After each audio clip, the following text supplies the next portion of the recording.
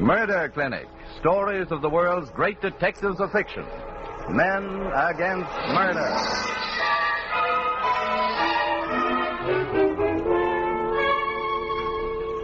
Each week at this time, WOR Mutual turns the spotlight on one of the great figures of crime detection and brings you his most exciting case.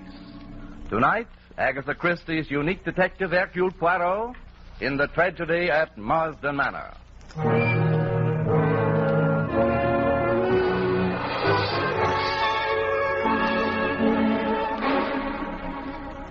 Evening, Monsieur Poirot. I'd recognize you anywhere, I think, thanks to those magnificent mustachios of yours. Merci bien. They are very magnificent, no? They are indeed. Tell me, did they help you solve the tragedy at Marsden Manor? No. It was the little gray cells in the brain of the great Hercule Poirot that prevented this great miscarriage of justice in the death of Richard Maltravers of Marsden Manor. It all began in the little village of Marsden-Lee, less than 100 kilometers from London.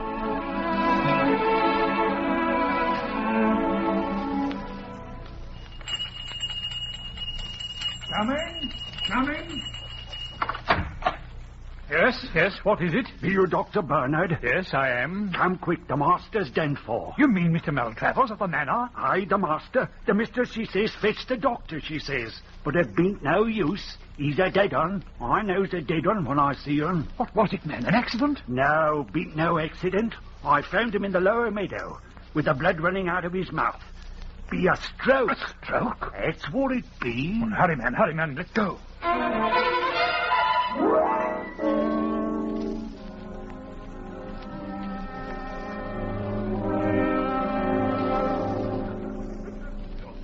Come now, Mrs. Maltravers. You must get hold of yourself. The Lord giveth and the Lord taketh away. After all, we are all of us mortal. But why Richard? He was so good, so kind. Why did this have to happen to him? Oh, come, please. He seemed so well, so full of life. Why, only last week he passed a medical examination for insurance. How could he have died so suddenly? Doctor, what happened? A hemorrhage due to stomach ulcers, undoubtedly, resulting in a stroke.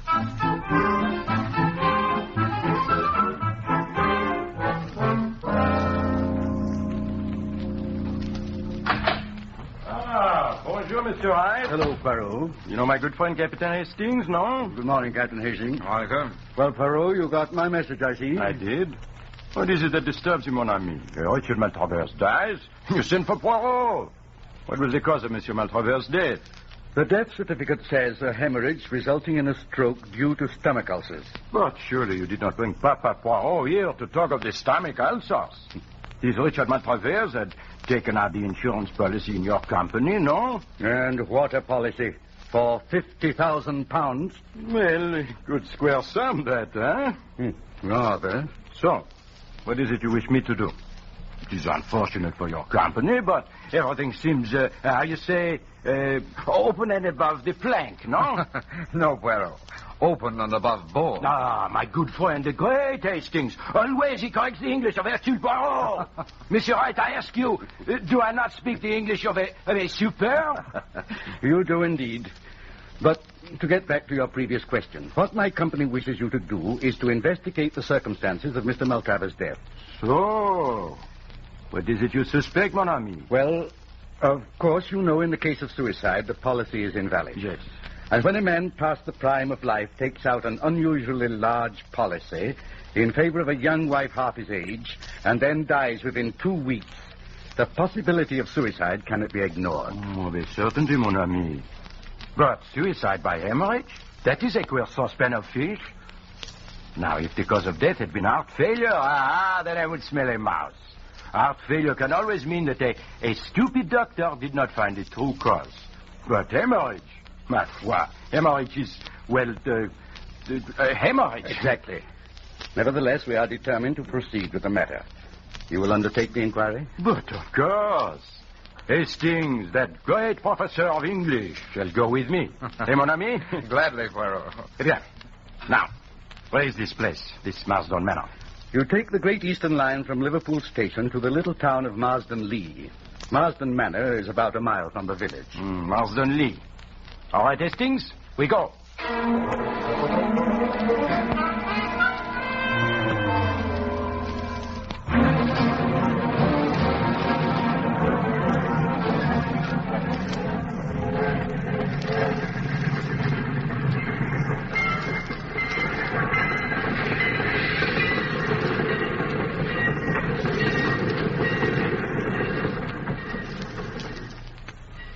Ah, well, so this is Marsden Lee, eh? I hope we can get a conveyance up to the manor. Tickets, sir. Here you are, my friend. I suppose you'll be coming down for the funeral, sir? Funeral? What funeral? You see, the funeral of Master Maltravers. About the manor. Oh. You say the manor? Could that be Marsden Manor? Aye, it be. That is an odd coincidence. My friend and I, we have come down with a thought of buying this Marsden Manor. You couldn't pay me to live there, you couldn't. Why not? It be haunted. Haunted? Aye, haunted. Seen things there, folks says. Yeah, we shall see. Now, could you tell us where a Dr. Bernard lives? Aye, up yon hill, about half a mile. There. Come, Hastings.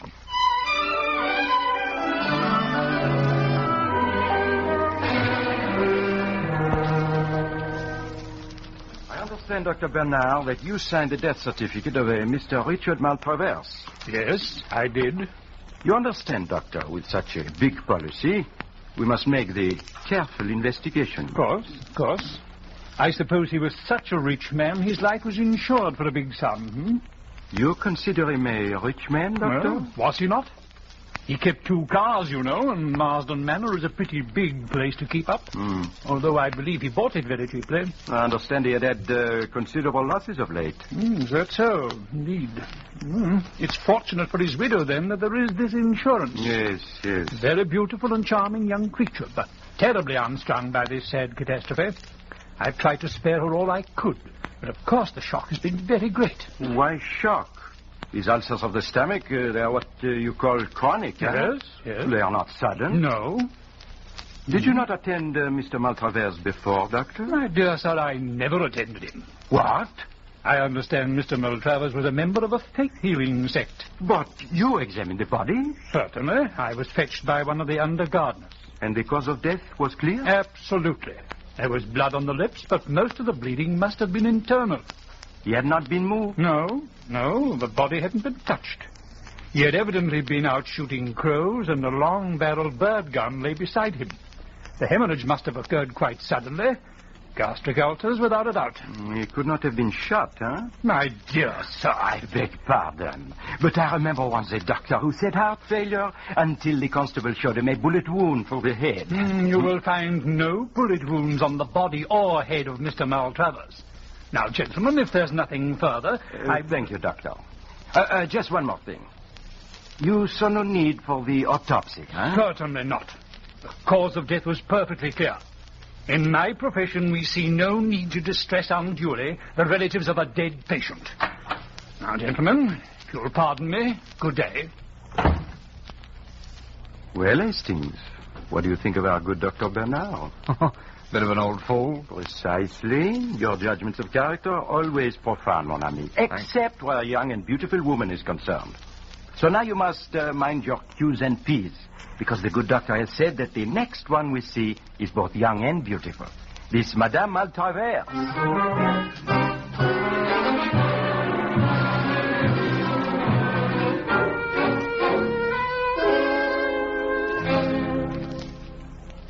Madame Maltravers, I cannot tell you how I am sorry to bother you in this way. Must I be bothered now? I know nothing about this insurance of my husband. Courage, madame. It is necessary. I will do all to make this matter not too unpleasant for you. I, Hercule Poirot, swear it.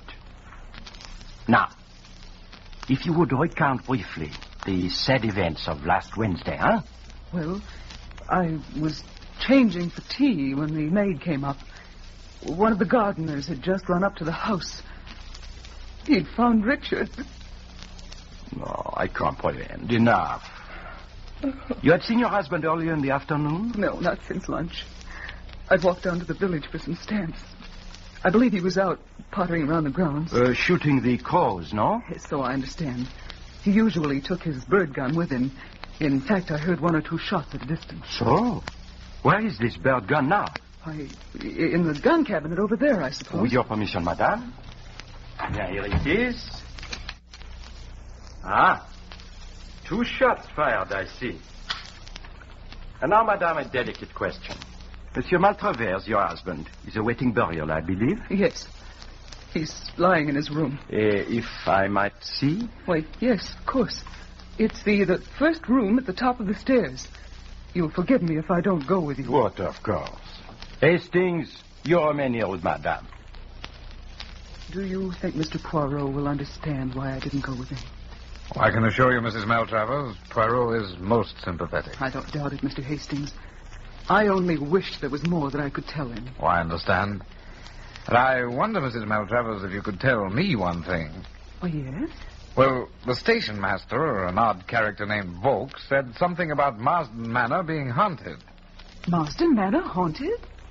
Why, surely you're joking, Mr. Hastings. Oh, no, I assure you. He told us that people have seen things. We must have been referring to my humble experiments in extrasensory perception. I've always been tremendously intrigued by that subject, and doubtless some of our servants have been gossiping. Madame, you are mediumistic. How fascinating. Oh, I wouldn't go so far as to say that, Mr. Poirot. I've dabbled a bit, that's all. So? I've managed table levitation and simple things like that. But I suppose to the simple rustics around here, it looks like black magic. Very interesting. Under kinder circumstances, I would implore a demonstration. Why, are you interested in such things, Mr. Poirot? All fields of knowledge interest the great Poirot. Poirot, don't you think perhaps we'd better... Oh, I forgot, madame. I thank you for your so great courtesy. I do not think you need be bothered any further by the matter. By the way, do you know anything of your husband's financial position? Nothing whatever, I'm afraid. I'm very stupid about business. I see. Then you can give us no clue as to why your husband suddenly decided to insure his life. Oh, was it sudden? I'm sure I don't know. Enfin. And now, with your permission, madame, we will go. Hastings? Oh, I'll see you to the door. Merci. Oh, just one more thing, madame. Could you tell me, when they found Mr. Maltravers, did they find him unshod, without the shoes? Why, really, Mr. Poirot, I don't understand. It is nothing. It does not matter. And now, madame, adieu. Oh, but look, you have another visitor. Someone is coming up to walk, huh? Archie! Hello, you! Emily. Why, I thought you were on your way back to Australia. Yes, I was. But I read the news of Uncle's death in Paris and hurried back. Emily, my dear, is there anything I can do for you? Anything? Oh, of course not. What could you do? Oh, I'm sorry, I'm forgetting. Mr. Poirot, this is Captain Black, my husband's nephew. Captain Black, Mr. Hastings. How down? Emily, how did this happen? Uncle seemed perfectly well when I was here Monday night. You've evidently read the papers, Archie. You must know what happened. But they gave no details, just the bare notice of his death. What happened? Archie, I just can't go through all that again. Yes, Captain Black, I'm afraid my friend and I, we have disturbed madame. What are you doing here? I am Hercule Poirot, the Hercule Poirot. Mr. Poirot is from the insurance company, Archie. That's just why I've come back. To protect you from annoyances like this. You shouldn't have risked your job, Archie. If you left right away, you might still get to Paris in time to make your boat train. You say Paris, mon capitaine. You go to Australia by way of Paris? Why, yes. I intended taking the Orient Express from there and pick up the Pacific Mail at Port Said. Ah, oui. That shortens the journey, does it not? You are staying here, Captain Black? Yes, I'm staying at the Pig and Thistle. That's the inn down in the village. Ah, village inn. It serves the roast beef, no? Why, yes, I suppose so. Good. So, Hastings, let us try this roast beef at the Pig and Thistle, huh?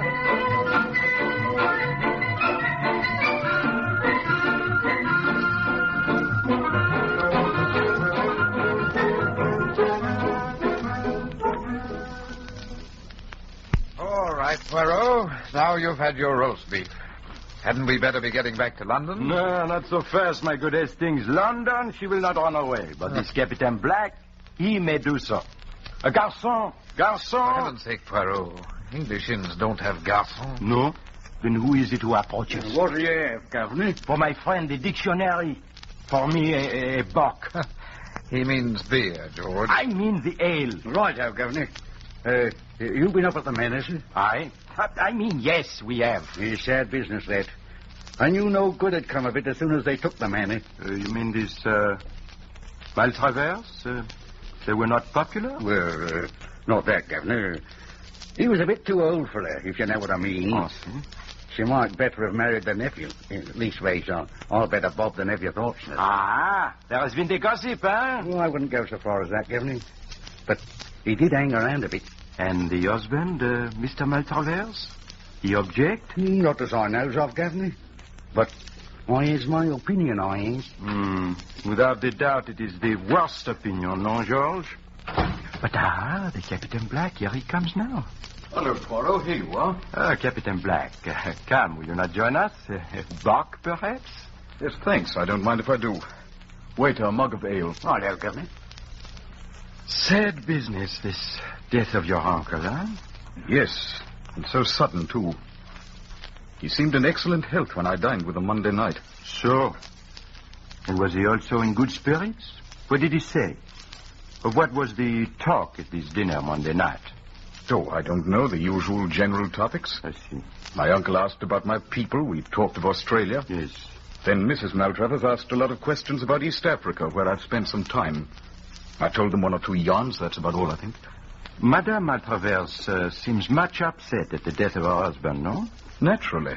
They've been married less than a year. So I hear. A remarkable woman, this lady. Remarkable in what way? What do you mean? She has, how you say, the seeing eye. I hear her tell Hastings she does the seance. He seems most interested, no, Hastings? Oh, I wouldn't go so far as that. Always the conservative Hastings. Me? I am not so. Why, Mr. Poirot, don't tell me you believe in this psychic stuff. Oh, I have not the closed mind. For example, Captain Black, you have told us all that your conscious self knows. Now, with your permission, I would question your subconscious, huh? Psychoanalysis, eh? Well, it's nonsense, but I don't mind. Merci. It is like this. I give you a word. You answer with another word. Any word. The first word you think of. Eh bien, shall we begin? Go ahead. Hastings, note down the words, please. Very well, Poirot. Now, day, Night. name, Place. Bernard, Shore. Monday, Dinner. journey, Ship. country, Uganda. story, Lions. bird gun, Farm. shot, Suicide. elephant, Tusks. money. Lawyers. So, that is all. You are a good subject, mon capitaine. You don't mean to tell me that rigmarole means anything to you? Maybe not, but nevertheless you are a good subject. Well, if you don't need me anymore, I think I'll go upstairs and unpack. Shall I see you again before you leave, Mr. Poirot? Yes, I should not be surprised. Good. See you later. Au revoir, mon capitaine. And now, my clever Hastings, you see it all, no? Well, I don't know what you mean, Poirot. Does that list of words tell you nothing? Sorry, I'm afraid it doesn't. Then I will assist you. To begin with, the Captain answered within the time limit. No pauses, no making up the mind. Yeah? Day to night and place to name are normal associations. Then I give him Bernard, the name of the doctor, if he knew him. Oh. Evidently he does not. When I say Bernard, he says shore.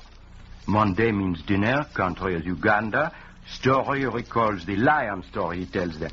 All natural. But now, notice. When I mention bird gun, I get the unexpected answer, farm.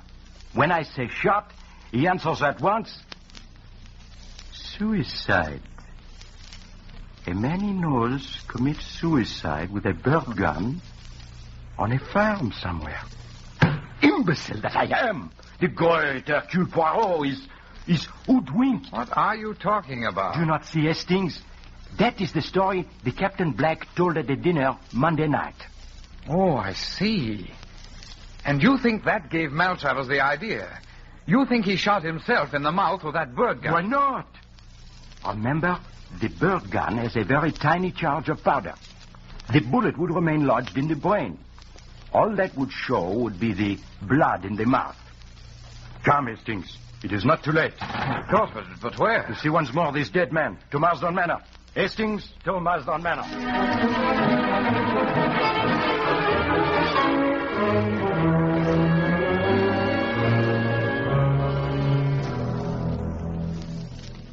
Alas, Mrs. Maltravers, it is true. Your husband shot himself through the mouth with the bird gun. You mean suicide? It would seem so, madame. But the insurance... Naturally, madame, the suicide will void the policy. It is unfortunate, but what will you? Oh, but this is impossible. My husband would never commit suicide. It's inconceivable. But the evidence, madame, it is conclusive. No. There must be some other explanation. You mean murder, madame? Well, of course, that is always possible. But no, not likely, I'm afraid. But you do admit it's possible. You just said it was possible. Yes, of course, everything is possible. Have you any idea who might have wished to kill your husband? Why, no. No, I haven't. Madame, I have a suggestion. It is bizarre, no doubt, but perhaps if you are willing to help. Oh, yes, of course, anything. Madame, you are mediumistic. Perhaps if you would try, Perhaps you're right. Perhaps I could get through to Richard. He might tell us what happened. I am sure you could do it, madame. Yes, I'll do it. Come back here tonight at 8 and bring Captain Black with you. Eh bien, madame, I am sure you will succeed. Until 8, madame, au revoir.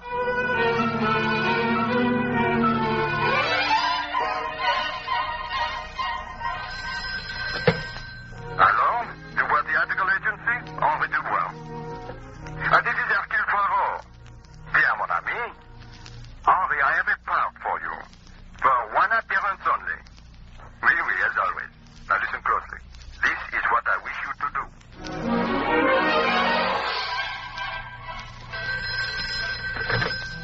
Dr. Bernard, this is Hercule Poirot. Tell me, doctor, when you saw Mr. Maltravers after the stroke, did he have on the shoes? He did? Bien, merci.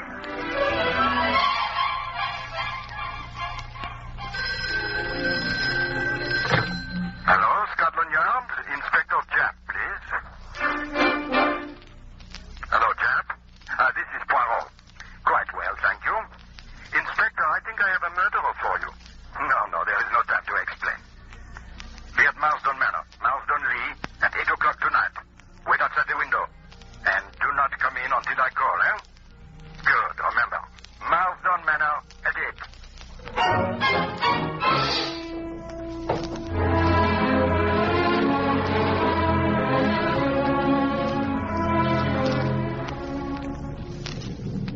Madame Maltravers, we are on time, as you see.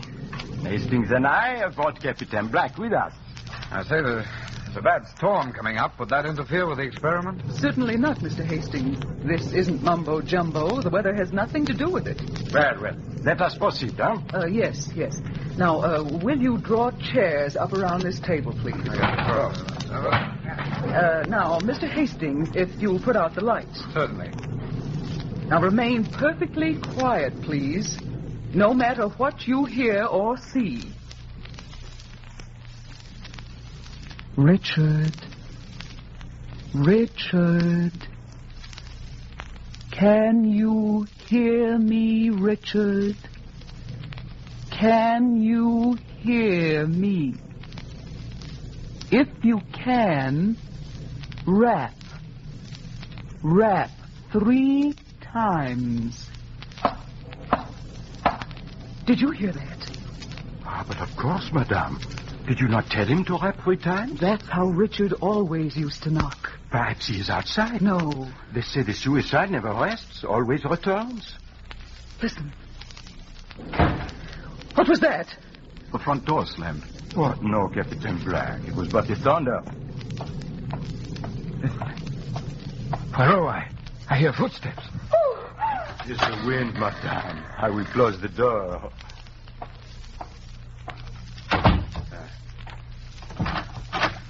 I have locked it. Don't do that. If it should open now. By Jove, it is open. He's there. There in the doorway. I see nothing, madame. I saw him, I tell you. My husband, you must have seen him too. Look. She's right. He is there. His hand. Look, it's pointing. What's that light coming from? It's pointing at her. What did you... Her hand. Her right hand. It is scarlet with blood. Blood! Yes, it's blood. I killed him. I said it. Take her away. Take her away. Lights! Good heavens, Poirot, she's got away through that window. Do not worry, mon capitaine. The good Inspector Japp outside will stop her. Good heavens, that lovely creature, a murderer. And a very clever one, my susceptible Hastings. After all, she could not know she would come up against the great Hercule Poirot. And she might even have fooled me if she had only taken off his shoe. His shoe, Poirot? Only with his toe could he himself have pulled the trigger of this bird gun. And parbleu, his shoes were still on when they found him. But I don't understand. This seance, was it all fake? Certainement. She meant to pull the sheep. Wool. Very well, wool. But it was I who pulled the sheep's wool over her eyes. Thanks to my good friend Henri Dubois, who played the part of the husband's ghost, and Papa Poirot, who put the red paint on her hand in the dark. But what was her idea in having this seance? Parbleu, mon capitaine. Do you not see?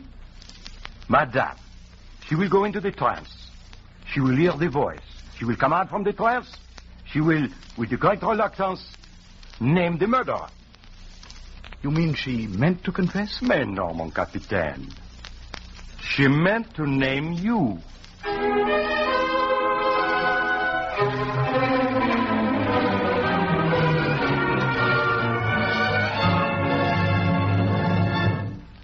You have been listening to Murder Clinic.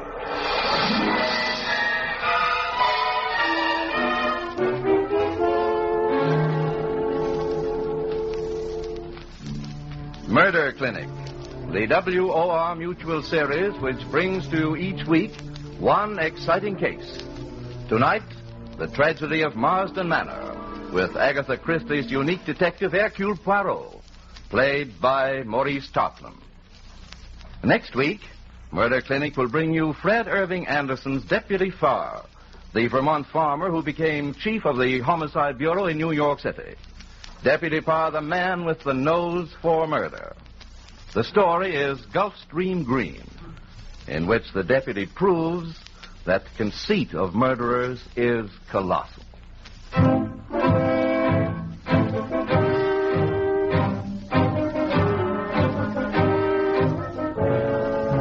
Original music was composed by Ralph Barnhart and conducted by Bob Stanley. This program was an international exchange feature over the coast-to-coast network of the Canadian Broadcasting Corporation. Tales told on Murder Clinic are adaptations by authors Lee Wright and John A. Bassett. Murder Clinic is produced under the direction of Alvin Flanagan.